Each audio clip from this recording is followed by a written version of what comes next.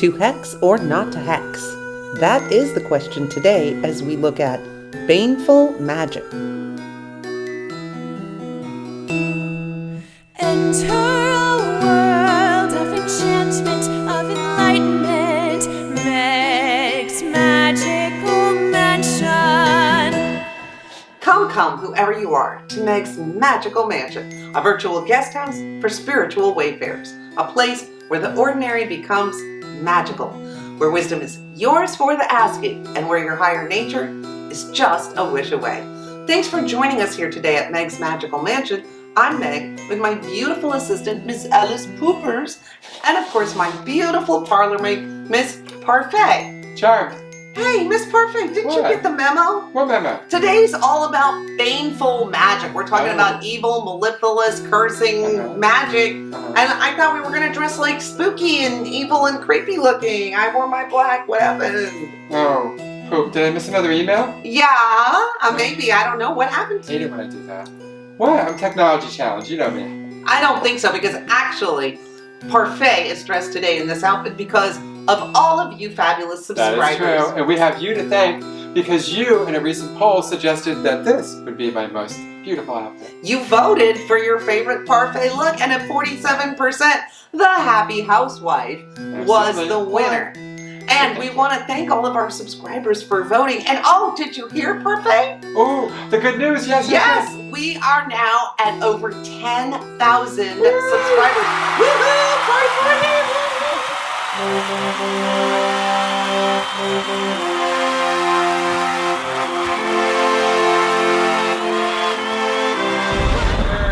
And actually this morning when I woke up and looked, we had 11,111. It's amazing. 11111. I love repeating numbers. She does.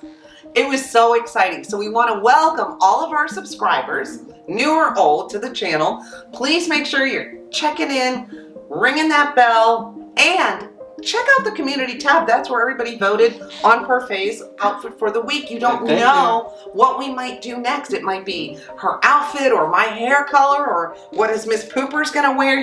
Or what topic we're gonna talk about. Absolutely. We want to hear your suggestions and we want your input as to what content we cover and what we do.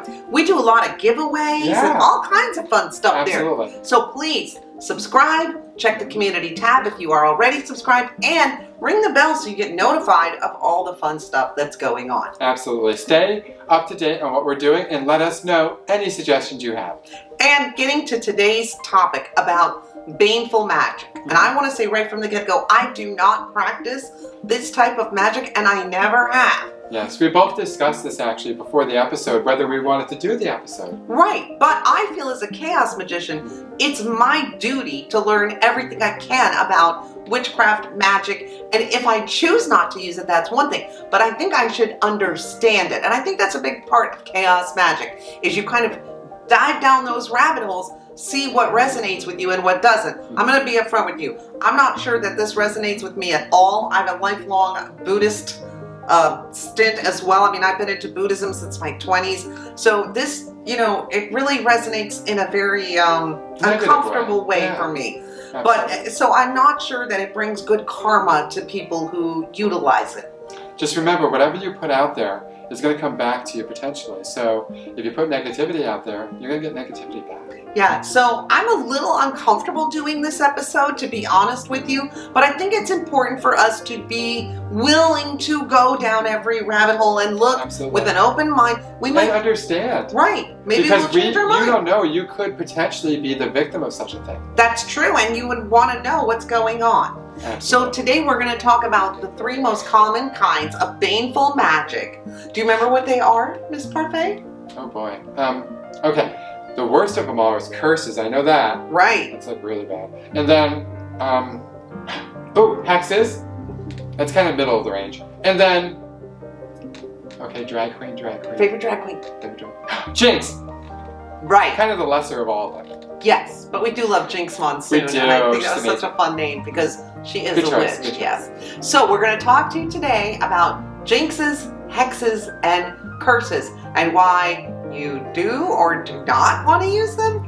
I'm going to say probably, for me personally, do not. I've seen some examples of people. I could do maybe a jinx or two. Well, I've seen examples of people practicing Baneful Magick, and it doesn't always work out in the long run the way you wished it would.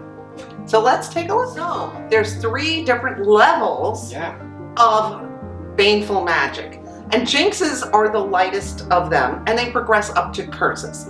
So let's talk about Jinxes. Remember when you were a kid and you used to play that game where you would jinx somebody if you said the same word at the same time? Jinx! And then the other person, they can't talk, and I don't know, it's a whole game. But this is based on the idea of jinxing somebody. Jinxes are very lightweight magic, they don't last very long. It's about annoying and bothering somebody. That's what jinxes are for. Yeah. Think like long lines or bad traffic. Oh yeah, oh gosh.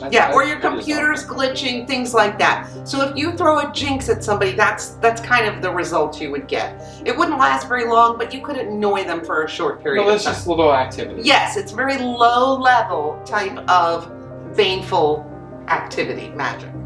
Now let's talk about hexes. Hexes are actually used to emotionally or mentally torture someone. Think of it as mind games, kind of like on next level.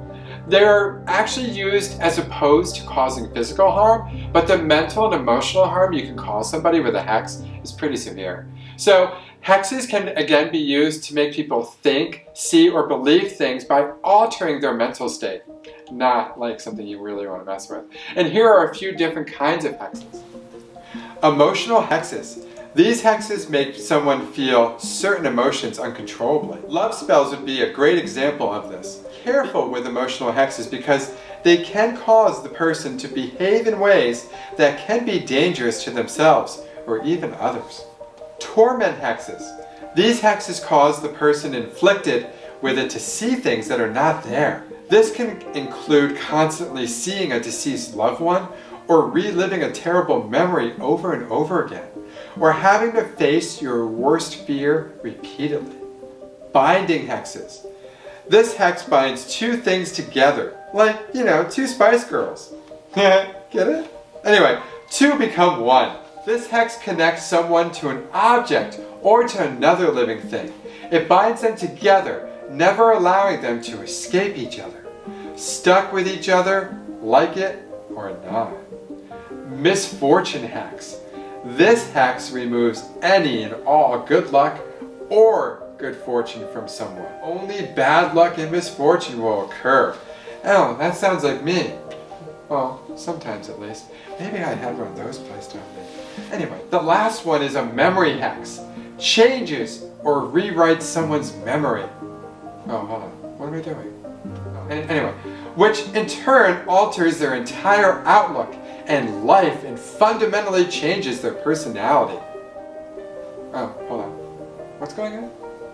Oh, anyway, those are the hexes. And finally, we come to actual curses. Curses are the strongest and most powerful form of baneful magic. Curses are designed to punish. They are created to make someone's life horrible and unbearable or to even kill them. Curses can also last a long time, like forever. Long after the person who placed the curse has died and moved on. And they can only be broken if specific requirements are met. Like being kissed by a prince or princess. And there are several really frightening kinds of curses. Shall we learn about those? I think we shall.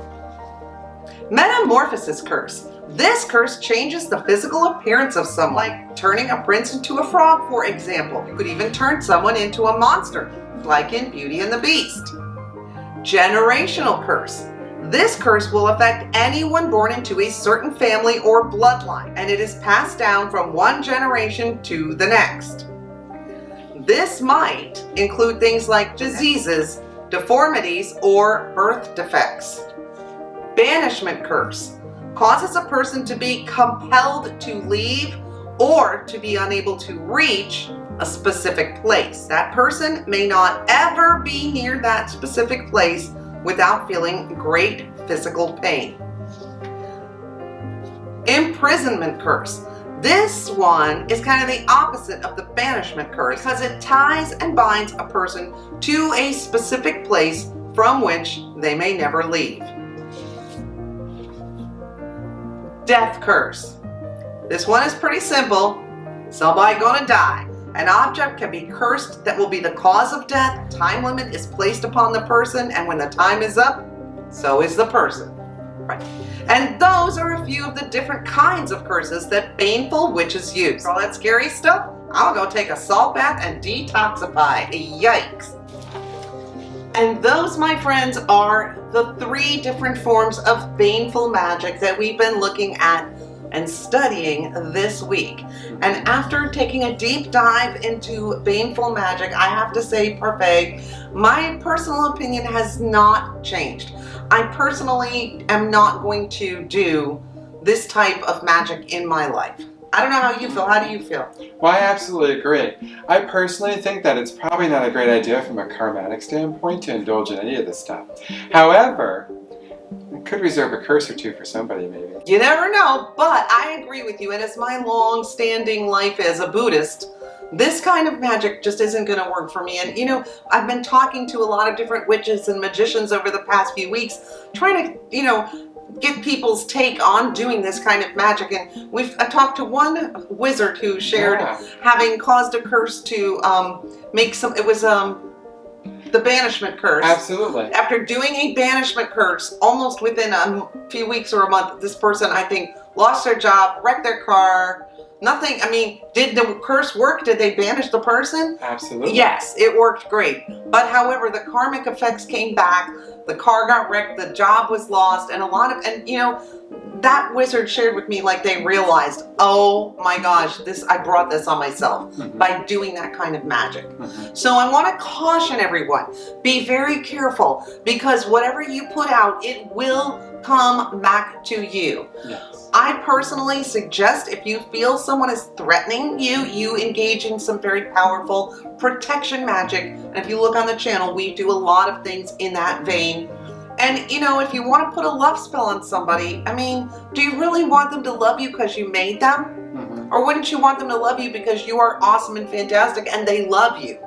I encourage you to maybe think of doing an attraction spell for yourself. So you're just attracting wonderful people. Because you know what? I talked to another witch who has did a love spell, and I'm going to tell you what, 40 years ago, she did a love spell.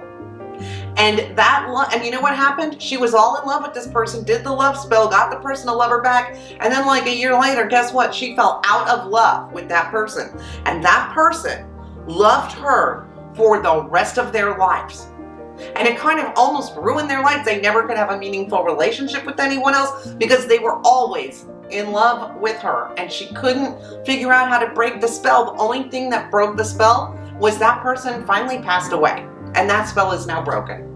So think hard and long about cursing and hexing. And if you must, try to keep it to the jinxing level. Okay, exactly. Guys? You know, we joke around about the cursing and stuff, but seriously, if you do anything to somebody else, it does come back on you. So always keep in mind, anything you put out into the universe always has the potential to come back on you as well.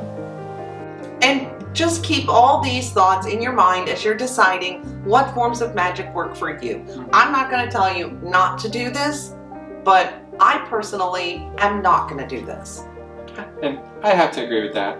But like I said, I might reserve a jinx or 2. So, remember, in the words of Buddha, 1,000 candles can be lit from a single candle, and the life of the candle will not be shortened. Happiness never decreases by being shared. And I think that saying is a great example of why you do not need to do baneful magic in your life, as opposed to harming others. How about you go out and spread the joy and spread the love? So, to hex or not to hex, I'm a confirmed no. And I agree with that. And thank you to everybody for making our channel so successful. And to all of our new subscribers, we really truly love you.